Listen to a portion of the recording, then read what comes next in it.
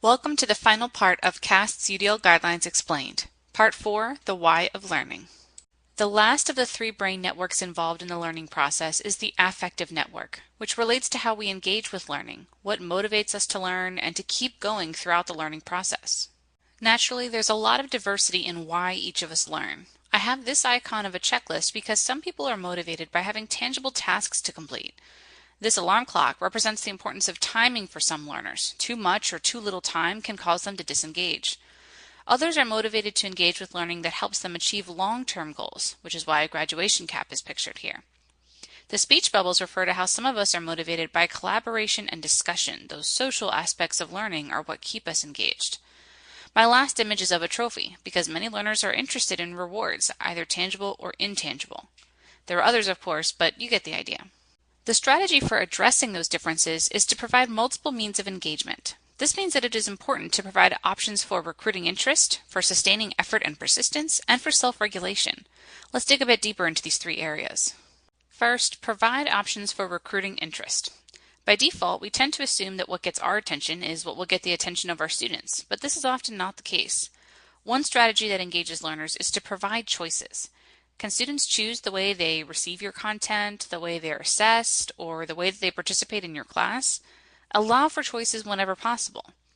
Autonomy engages many learners as well, which relates to choices. Put your student in charge of his or her learning. Emphasizing the relevance and authenticity of information can also help. You're teaching this subject because it is of inherent interest to you, but it might not be for your students. What external applications or relevance can you point out that might engage them more with your content? Lastly, limiting distractions can be a big help for students, particularly those with learning disabilities. If you're able to focus in on key information or activities, they'll be able to engage more with your content. Next, provide options for sustaining effort and persistence. Once you have your students' attention, consider the different methods of keeping it. It helps to continue to emphasize the relevance and importance of those learning goals and objectives, reminding them why they should engage. Many students respond well to collaboration. They stay engaged because of the social aspects of learning. Maintaining appropriate levels of challenge is trickier, but it's critical. If the task is too easy, you get bored. If it's too difficult, you give up in frustration. Video game designers are experts at this.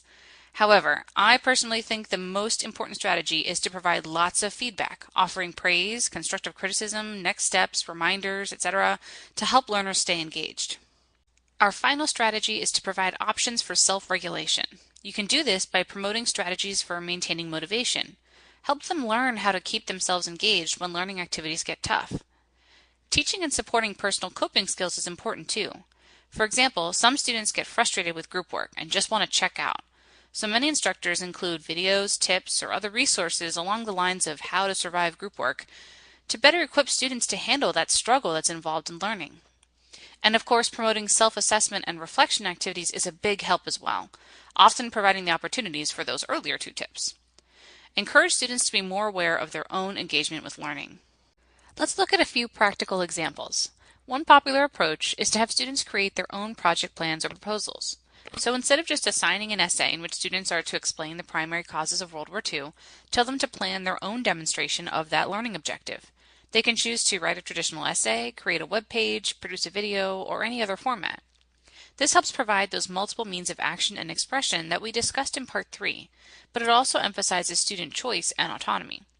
Another example is to include time estimates for online readings and assignments. You can put this right in the title of a content item in Canvas to help scaffold students' time and project management skills.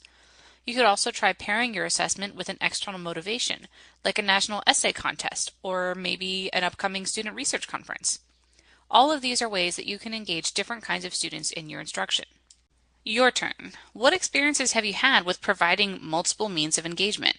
What challenges have you faced or see as potential barriers to using this strategy? Has this presentation sparked any ideas for future course revision? Share it here.